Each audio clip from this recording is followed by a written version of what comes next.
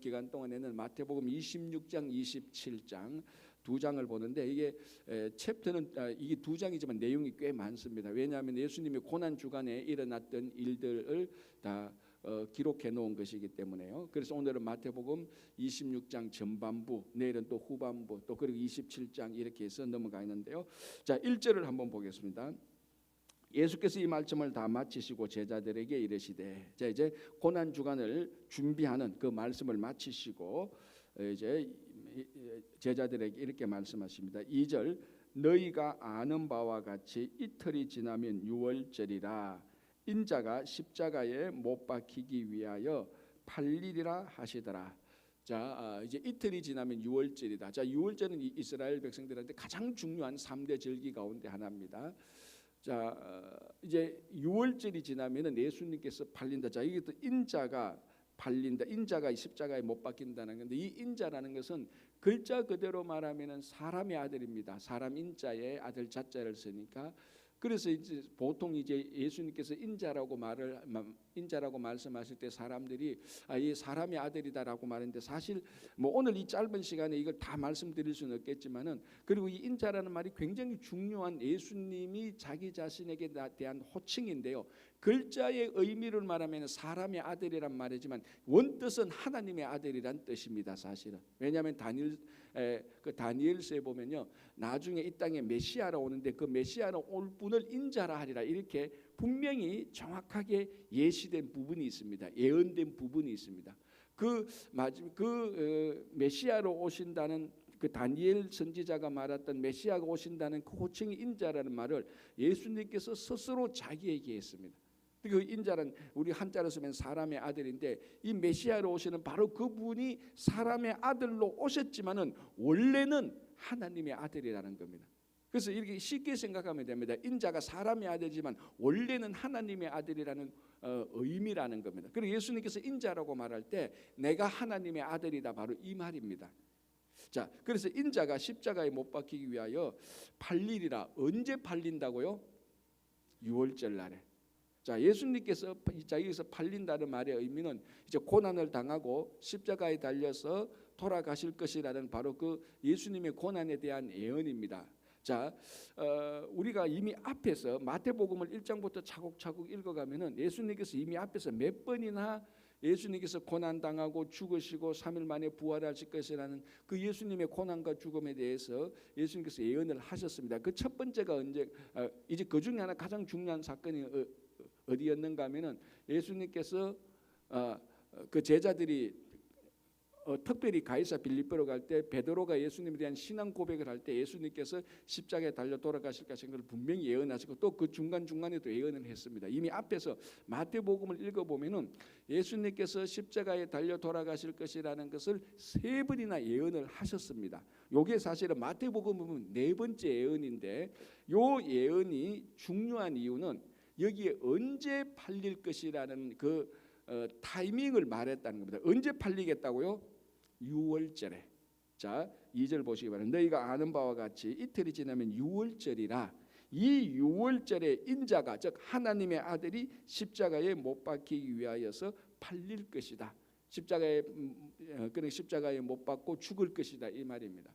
자, 이제 여기서 예수님께서 처음으로 유월절에 예수님께서 돌아가실 것이다라는 그 날짜가 아니고 절기를 말하는 것입니다. 이게 중요하죠. 왜? 유월절은 우리가 아는 대로 무슨 절기입니까? 이스라엘 백성들이 애굽 땅에서 400년 동안 종살이 하던 것을 하나님께서 이스라엘 백성들의 기도를 들으시고 하나님의 사랑으로 그들을 구원해 주신 날입니다. 그죠? 그리고 이때 가장 중요한 예식이 무슨 예식입니까? 이게 유월절 아닙니까? 그래서 이스라엘 백성들이 애굽에서 구원받으면서 생겨난 절기가 바로 유월절입니다. 뭐 다 아시는 대로 이 유월절은 뭡니까? 어린 양을 잡아서 그 피를 좌우 문방 인설주에 발라서 죽음의 천사가 그 피를 보고 넘어가는 바로 그 절기가 유월절이고, 그래서 이제 이 사건을 기점으로 해서 이스라엘 백성들이 애굽에서 구원받는 날이 유월절입니다. 그래서 유월절에서 가장 이 유월절의 의미와 상징을 가장 잘 보여주는 것이 어린 양이고 어린 양의 그 피입니다.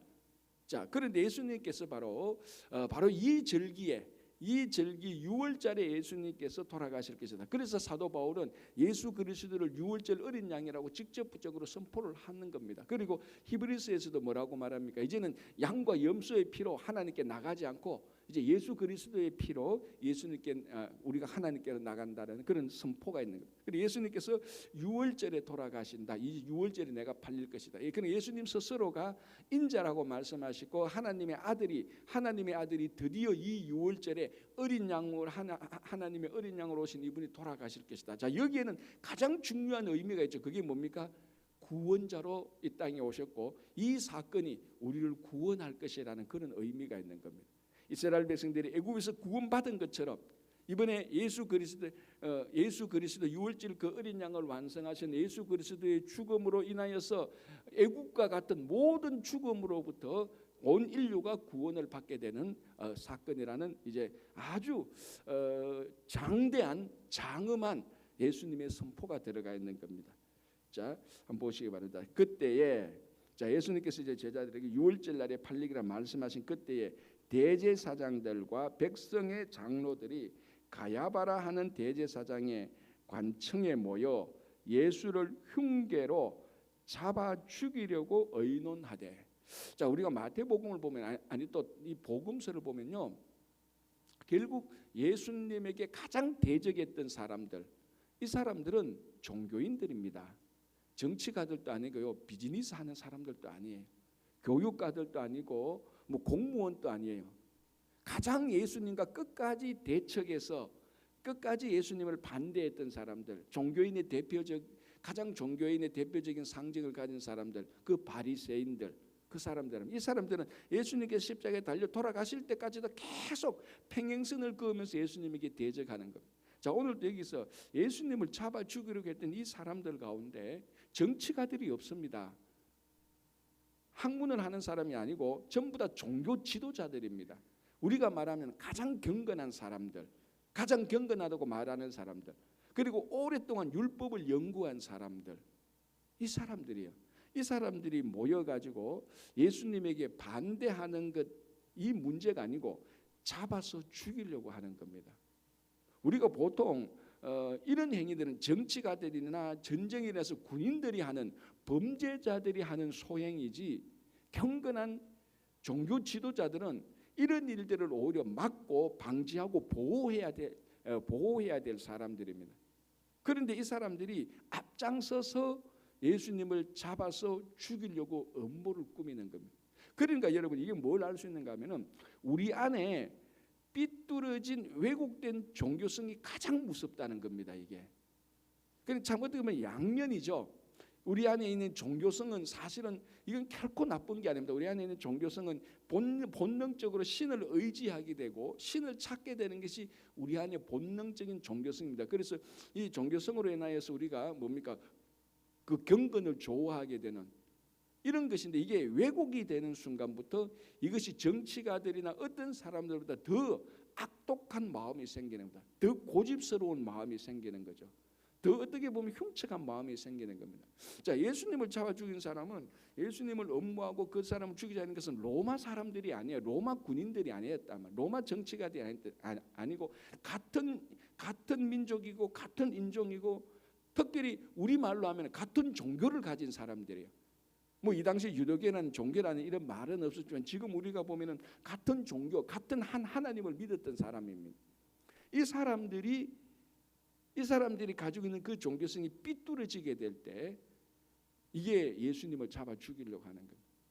그러니까 우리 안에 있는 이 종교성을 우리가 이것이 삐뚤어지면, 그래서 이게 잘못되면요 자살 테러도 나오고, 그래서 좀 극단적인 이제 이슬람 지하 단체 보면은 이것을 이 종교성을 왜곡시키고 이것에 이상한 사상을 주입시킬 때 자기를 죽여가면서까지 자기 목숨을 내놓으면서 상대방을 원수로 만들고 그 원수를 죽이려고 하는 겁니다.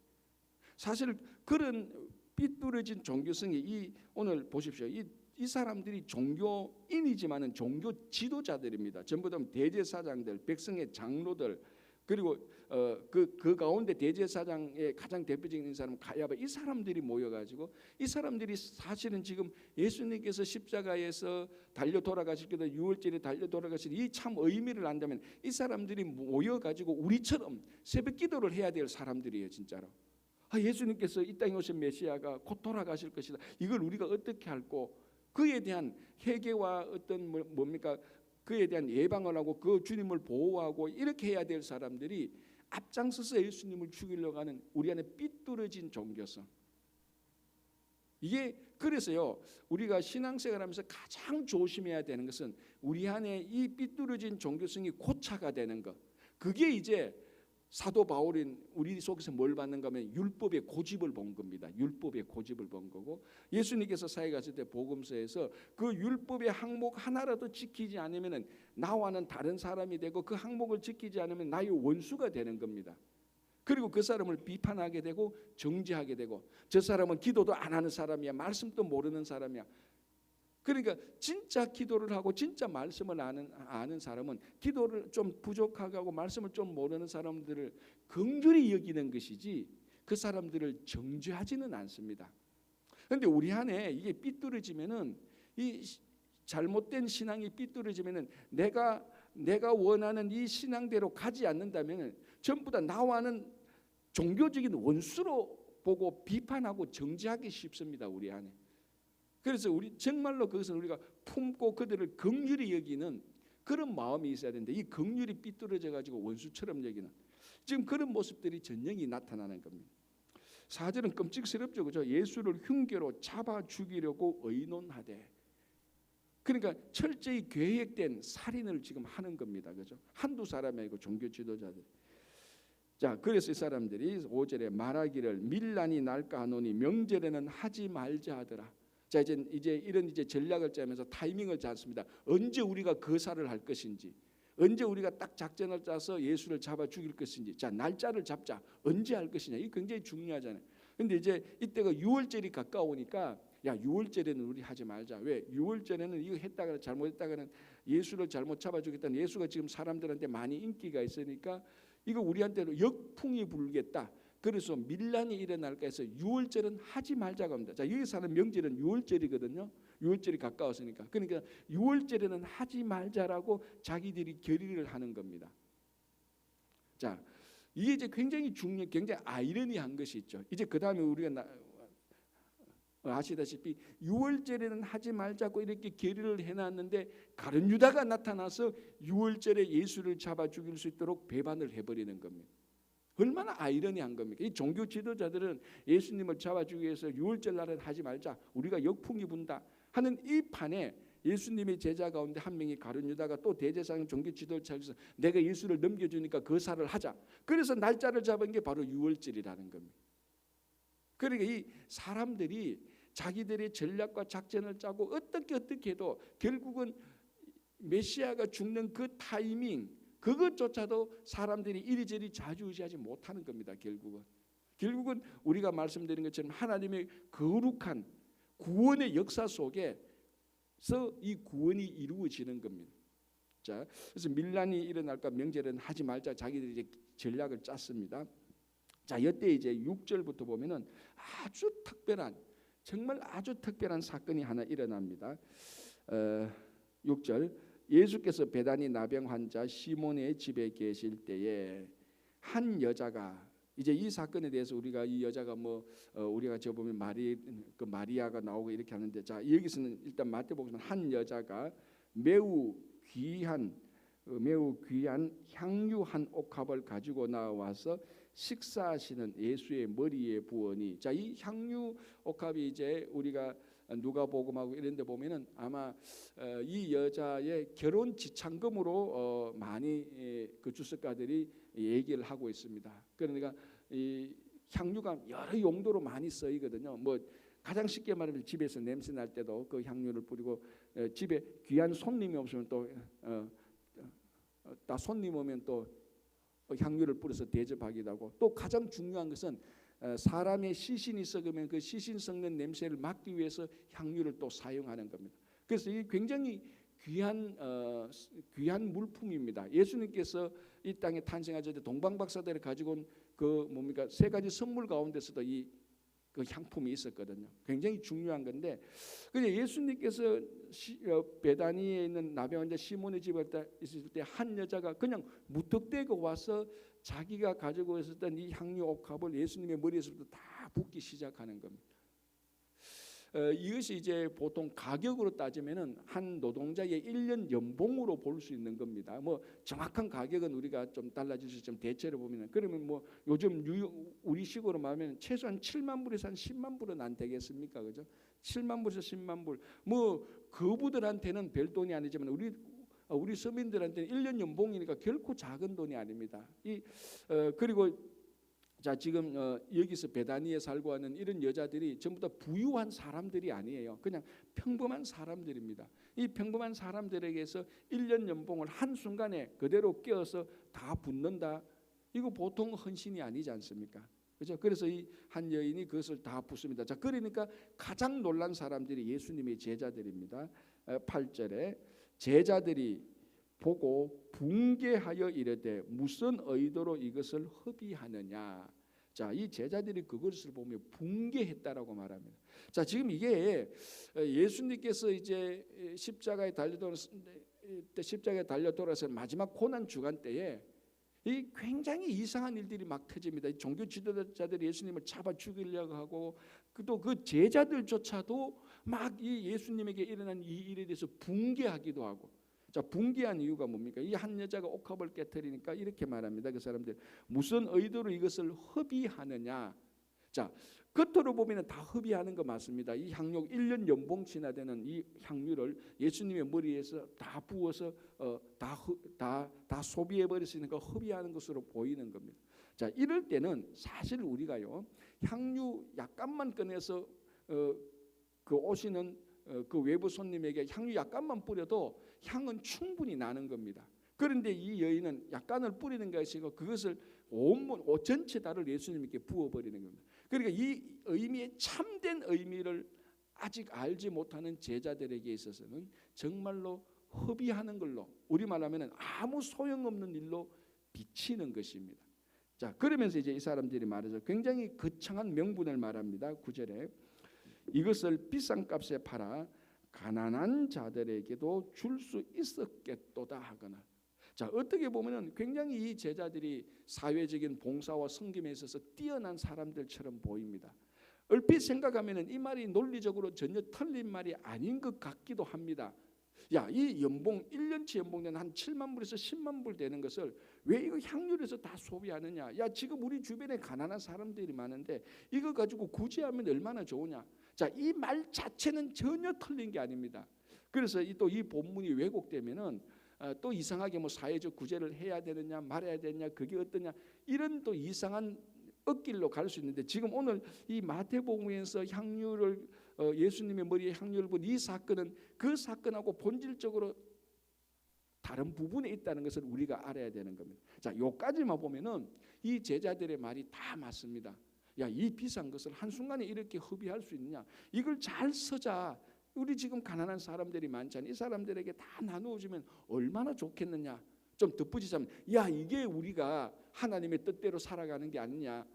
이거 뭐 보면 전혀 틀린 말이 아니에요. 자, 이제 그 다음에 예수님께서 이 여인의 행위에 대한 예수님께서 설명을 하십니다. 10절 예수께서 하시고 그들에게 이르시되 너희가 어찌하여 이 여자를 괴롭게 하느냐? 그가 내게 좋은 일을 하였느니라. 자, 제자들은 이 여자의 행동을 보고 붕괴했습니다. 화를 냈고 헛된 짓이라고, 헛된 일이라고 했습니다. 자, 그런데 예수님께서 뭐라고 말합니까? 너희들이 이 화를 내는 것은 이 여인을 괴롭게 하는 거다. 자, 일단 하지 마라. 그리고 난 다음에 뭐라고 하는가? 이 여인이 내게 좋은 일을 했다. 예수님에게 좋은 일을 했다는 겁니다. 자, 이제 뭔가 모르게 이제 핀트가 예수님께서 보시는 일하고 제자들이 이것을 가난한 자들에게 줬으면 좋지 않겠냐는 이 말하고 이제 간격이 약간씩 벌어지기 시작하는 겁니다. 우리가 생각하면 예수님께서 그럼 예수님에게 좋은 일을 이 여인이 좋은 일을 했다는 건데 제자들은 예수님에게 좋은 일 했던 이 여인에 대해서 화를 냈다. 뭔가 지금 약간 삐뚤어지기 시작하는 겁니다. 자, 11절 가난한 자들은 항상 너희와 함께 있거니와 나는 항상 함께 있지 아니하리라. 이 여자가 내 몸에 이 향유를 부은 것은 내 장례를 위하여 함이니라. 키 포인트가 여기 있습니다. 어느 단어입니까? 장례라는 단어입니다. 장례라는. 자, 왜 장례라는 단어가 키 포인트죠? 자, 26장에 처음에 말씀하셨죠. 예수님께서 이제 6월절이다. 이 6월절에 내가 팔려서 죽게 될 것이다. 자, 이것을 우리 마태복음을 보면 제가 말씀드린 앞에서 이미 3번이나 말씀하셨습니다. 4번째 예수님께서는 딱 날짜를 정하고 곧 며칠 남지 않고 이틀이 지나면 내가 죽을 것이라고 말을 했습니다. 단 한 명의 제자들도 이 말의 의미를 아직까지 알아듣지 못했어요. 4번이나 얘기했습니다. 마태복음은 오늘 이 본문은 이제 4번째 말하면서 6월절이라고 절기도 딱 정해주는 거예요. 그런데 이 제자들이 이 말을 가지고 아무도 고민하지 않는 거예요. 아, 예수님께서 지금 팔린다, 돌아가신다. 야, 이게 뭐냐? 그런 고민하지. 다 우리말로 하면은 근성으로 듣는 겁니다. 근성으로. 그런데 어쨌거나 이 여인은 예수님께서 돌아가신다는 그 말을 그대로 받아들이는 겁니다. 그래서 예수님께서 돌아가시면은 시신에 부을 그 향유를 미리 붓는 겁니다. 요거를 딱 예수님만 알아챈 겁니다. 본질적인 의미. 사회적인 구조와 봉사도 다 좋아요. 이거 나쁘다는 말. 예수님께서 이 사회적인 구조와 봉사를 거절하신 분이 아니에요. 그걸 하지 말라고 하신 분이 아니에요. 이거는 교회와 성도들이 마땅히 해야 되는 부분이에요. 그러나 가장 우리한테 중요한 본질적인 의미는 예수 그리스도입니다. 지금 이것을 알고 있는 이 여인이 이 향유옥합을 뿌렸을 때 예수님은 그것은 이제 곧 내가 죽게 되는데 죽게 되는 내 몸의 시신에 미리 향유를 뿌리는 겁니다. 아까 얘기했지 않습니까? 향유는 어디에 쓴다고요? 사람이 죽으면 시신의 부패를 방지하기 위해서 향유를 뿌리는 겁니다. 그것이 미리 그러니까 죽고 난 다음에 시신에 뿌려져야 될 그 향유를 뿌리는 그 행위가 미리 지금 앞당겨서 이루어지는 겁니다. 그래서 장례식을 이 여인이 장례를 위해서 준비했다는 겁니다. 제자들은 그 의미를 전혀 모르는 겁니다. 자, 이것이 우리가 신앙생활할 때 우리도 사회적인 어떤 봉사와 섬김을 해야 됩니다. 이게 나쁜 게 아닙니다. 그러나 이런 것들이 예수님의 사역하고 반드시 일치하지는 않습니다. 자, 우리는 충분히 이렇게 할 수 있습니다. 예수를 믿지 않고도 사회적인 구조와 가난한 사람을 돕는 사람은 굉장히 많아요. 이 세상에 굉장히 많고 어떨 때는 그분들이 예수 믿는 사람보다 사회적인 구조와 섬김을 더 많이 할 때도 있어요. 사실 우리 뉴욕에도 보고 우리 주변에도 그런 사람 많아요. 그런 거를 볼 때는 우리가 사실은 우리가 예수 믿는 우리가 더 이 가난한 자들을 돕는 마음이 있고 더 행위를 많이 해야지라는 그런 우리 자신을 되돌아봐야 되는 것은 분명합니다. 그럼에도 불구하고 우리 신앙의 본질은 세상 사람들이 말하는 이런 이 땅에서 사회적인 구조와 봉사를 통해서 인간의 선한 행위로 선한 의도로 하나님의 나라를 이루는 것하고 예수님께서 말씀하시는 하나님의 나라하고는 거기는 분명히 간격이 있다는 것입니다. 자, 만약에 우리가 사회적인 구조와 섬김을 위해서 하나님의 나라를 이룬다고 하면 예수님은 필요 없습니다. 예수님이 십자가에 달려 돌아가실 필요도 없고 우리 죄를 대신 질 필요도 없습니다. 그냥 우리들의 선한 마음으로 저 사람들이 어렵고 힘드니까 우리들 마음속에 동정심으로 그 사람을 도우면 되는 거예요. 그러나 이것이 성경이 말하는 하나님의 나라는 아니라는 겁니다. 하나님의 나라의 주인은 하나님입니다. 인간의 선한 행위가 아니라는 겁니다. 그러니까 이 본문은 어떻게 보면 굉장히 우리 신앙적으로 굉장히 깊이 들어가는 겁니다. 그걸 알아야 이게 예수님의 장례를 준비하는 이 행위가 사람들이 볼 때는 완전히 소비하는 것처럼 보입니다. 자, 그래서 세상 사람들은 이렇게 말할 때도 있습니다. 자, 우리는 이제 예수를 믿는 사람들이니까 제가 전번에 한번 이런 소리를 들었습니다. 그 예수 믿지 않는 사람들한테 아니 예수 믿는 사람들이 주일날 한번 예배 드리기 위해서 그 소비되는 비용이 얼마나 되느냐는 겁니다. 여러분 한번 생각해 보세요. 여러분들이 주일날 예배 드리기 위해서 소비되는 비용이 얼마나 많습니까? 자, 여러분들 차를 타고 오지요. 가스값 다 나가지 않습니까? 그렇지 않습니까? 그것도 다 예배 드리기 오는. 근데 교회 되면 또 에어컨 틀어야 되죠. 히팅 틀어야 되죠. 또 이 교회 건물 또 하루 사용하면 교회 건물에 감가상비가 나가죠. 또 그것을 위해서 예배를 준비해서 많은 사람들이 행동을 합니다. 그 행동에 전부 다 물질적인 소비가 다 들어가는 겁니다. 그러니까 예배 한번 드리기 위해서 우리가 소비되는 액수가 굉장히 많아요. 그러니까 세상 사람들은 말했습니다. 그 예배 드릴 때 필요한 그 물질의 양을 너희들이 예배 안 드리고 그거 가지고 가난한 자를 도와주면 안 좋겠냐, 이 말하고 똑같은 겁니다. 자, 이제 예를 들어서도 이런 얘기도 제가 한번 그때 들었습니다. 우리가 가끔 1년에 한두 번 단기 선교를 가게 됩니다. 그 가게 되면 비용이 많이 들지 않습니까? 왜냐하면 일단 비행기 티켓값도 일단 나가야 되니까. 그리고 거기 가서 또 우리가 먹고 자고 해야 되는 일주일 또 비용이 나갑니다. 숙박비 나갑니다. 그래서 어떤 분들이 말합니다. 목사님, 그 단기 선교비 나가는 그 비용 가지고 그거 가지고 그냥 가난한 사람 돕시다, 이렇게 말합니다. 어떻게 보면 굉장히 지혜로운 전략 같기도 해요. 아, 그렇지. 우리가 이 단기 선교 갈 거 비행기 값 가지고 이거 우리 그냥 가난한 사람 그냥 선교비로 내지, 아니면 가난한 사람 돕지. 야, 이게 더 효율적인 것 같다. 그런 생각이 들 때가 있습니다. 그거하고 이거하고 오늘 같은 맥락이에요. 어떻게 보면 크게 보면은. 자, 우리 신앙의 가장 중심은 오늘 예수님께서 뭐라고 말하는 거면 이 여인의 행동을 내게 좋은 일을 했다는 겁니다. 예수님께서. 자, 예수님께서 너희들이 가난한 사람들에게 좋은 일을 하려구나, 그렇게 말씀하신 이 여인이 한 것을 가난한 사람에게 좋은 일을 했구나, 너희들이 생각하는 것이 참 가난한 사람들에게 좋은 일을 하는 거다, 이런 의미가 아니고 핵심은 뭡니까? 예수님에게 좋은 일을 하는 겁니다. 우리 신앙의 본질은 예수님에게 좋은 일을 하는 겁니다. 근데 예수님에게 좋은 일을 하는 게 뭐냐? 그게 당연히 가난한 사람들 없고 사회가 어려울 때 우리가 지원하고 돕는 겁니다. 그러나 우리 신앙의 본질은 누가 무슨 소리를 해도 예수 그리스도에게 좋은 일을 하는 겁니다. 이게 이제 때로는 세상 사람들이 볼 때 정의로운 행동하고 안 맞을 때가 있어요. 간격이 생길 때가 있어요. 때로는. 아까 말씀드린 것처럼 왜 저 사람들은 매주 일주일에 한 번 예배를 드리냐, 한 달에 한 번 예배 드리고 1년에 한 번 예배 드리면서 그 예배 드리는 매주 드리는 예배 비용을 다 절감해 가지고 가난한 사람을 돕지, 이렇게 말할 수가 있단 말이에요, 논리적으로. 그러나 우리의 본질은 뭡니까? 우리는 예수님을 구주로 고백하는 사람들이고 예수님께서 그 부활하신 그 주일날 아침을 우리가 기념해서 모이는 이 예배의 행위, 여기에 어떤 물질적인 소비가 들어가도 우리가 이 예수님에게서 예배 드리는 행위, 이것이 우리가 생각하는 예수님에게 좋은 일이기 때문에 하는 것이라는 것입니다.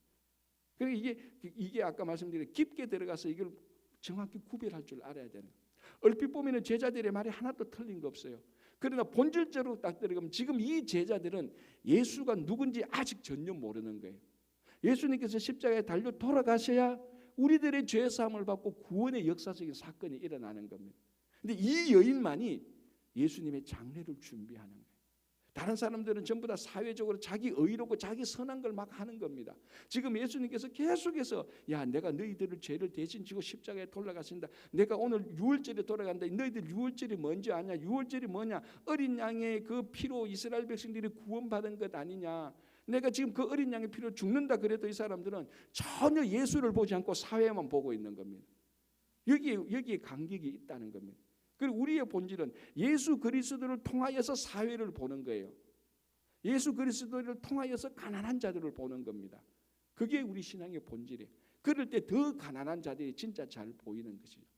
그래서 예수님께서 가만두어라. 너희들이 지금 본질을 모른다. 이 여인이 내게 좋은 일을 했다는 거예요. 교회와 성도의 사역은 우리가 어떤 사역을 결정하게 될 때, 교회에서 사역을 결정하게 될 때 이게 예수님에게 좋은 일인가, 그걸 기준으로 삼아야 되는 겁니다. 그걸 기준으로. 야, 이게 누구한테 좋으냐? 그거는 사실은 본질이 아니에요. 예수님에게 좋은 일을 한다면은 그것이 많은 사람들에게 좋은 일이 또 되는 것 아닙니까? 그죠? 그래서 예수님께서 그가 내게 좋은 일을 했다. 그래서 말하면 가난한 자들은 항상 너희와 함께 있다. 그러나 내가 항상 너희와 함께 있을 줄 아느냐? 이제 곧 나는 죽고 부활해서 하늘로 간다. 아주 실제적인 구체적인 예수님과 함께하는 방법을 얘기해 주는 겁니다. 그래서 예수님께서 굉장히 이 행위를 보고 귀하게 여기셨죠. 그래서 자 결론이 뭡니까? 13절 내가 진실로 너희에게 이르노니 온 천하에 어디서든지 이 복음이 전파되는 곳에서는 이 여자가 행한 일도 말하여 그를 기억하리라 하시니라. 예수님께서 이게 복음의 본질이라는 것을 아셨습니다. 그래서 복음이 선포되는 곳에서는 이 여자가 한 행위의 본질을 꼭 전해지게 될 것이다라고 얘기를 하는 것입니다. 자, 그래서 우리가 지금 이 말씀을 함께 나누고 있는 것입니다. 자, 이제 간단하게 하나만 더 보시면 이제 14절 그때 12 중에 하나인 가룟 유다라 하는 자가 대제사장들에게 가서 말하되 내가 예수를 너희에게 넘겨주리니 얼마나 주려느냐 하니 그들이 은산십을 달아주고는 그가 그때부터 예수를 넘겨줄 기회를 찾더라. 자, 이렇게 해서 아까 처음에 말씀드린 것처럼 원래 예수님을 유월절에 안 죽이려고 했는데 가룟 유다가 툭 튀어나와서 예수를 배반하면서 유월절에 예수님께서 돌아가시도록 원래 예수님께서 하신 말씀이 이루어지도록 이제 예수님의 십자가에 달려 돌아가심이 퍼즐이 하나하나씩 맞추어지기 시작하는. 그런데 옆에 있는 사람이 퍼즐을 이쪽으로 저쪽으로 옮겨도 또 다른 사람이 와서 퍼즐을 하나님의 계획대로 구원의 퍼즐을 맞추기 시작하는 것입니다. 그게 이제 고난 주간에 계속해서 이루어지는 그런 것들을 우리가 보게 되는 것입니다. 자, 오늘이 이제 고난 주간 첫째 날입니다. 이 고난 주간은 예수님께서 우리를 위해서 십자가에 달려드신 그 본질에 이르는 겁니다. 그 언저리에 가는 게 아니고 가장 본질에 가는 겁니다. 그래서 이 고난 주간을 통하여서 우리가 정말 하나님의 마음을 알고 예수님의 사역을 알고 더 많이 성숙하고 더 많이 주님을 닮아가는 여러분 되시기 바랍니다. 기도하겠습니다. 하나님 아버지 감사합니다. 고난 주간 첫째 날입니다. 아버지 하나님 연약한 우리들은 새벽에 일어나는 것도 피곤하고 하루에 한 끼 금식하는 것도 피곤하고 약간만 우리에게 불편한 것만 우리에게 닥쳐와도 우리는 참 힘들어합니다. 그러나 주님께서 아무 죄도 없으시면서 우리의 모든 죄를 대신 지시고 유월절 어린 양으로서 우리를 위하여서 완전히 돌아가신 것을 완전히 고난받은 것을 저희들이 기억하면서 우리들의 너무나 연약한 신앙 위에 이 고난에 자발적으로 동참하여서 이 고난 주간 동안에 더 많이 주님의 고난을 알고 더 많이 성숙하게 하여 주시옵소서. 지금 전 세계적으로 고난에 있는 많은 우리 형제 자매들을 위해서 기도합니다. 주님 그들과 함께하여 주시고 그들의 고난에서 이번 고난 주간을 지나면서 속히 그들의 이 고난에서 구원하여 주시고 건져 주시기를 간절히 원합니다. 우리 성도들 가운데 육신의 연약함 가운데 있고 낙담한 10년 가운데 있고 자녀들의 일로 가정의 일로 때로는 우리 교회의 일로 또 일터의 일로 많은 고난 중에 있는 우리 모든 하나님의 사랑하는 자녀들을 이번 고난 주간을 통하여서 고난을 경험하면서 더 많이 성숙할 수 있도록 인도하여 주시옵소서. 감사하오며 예수님의 이름으로 기도합니다. 아멘.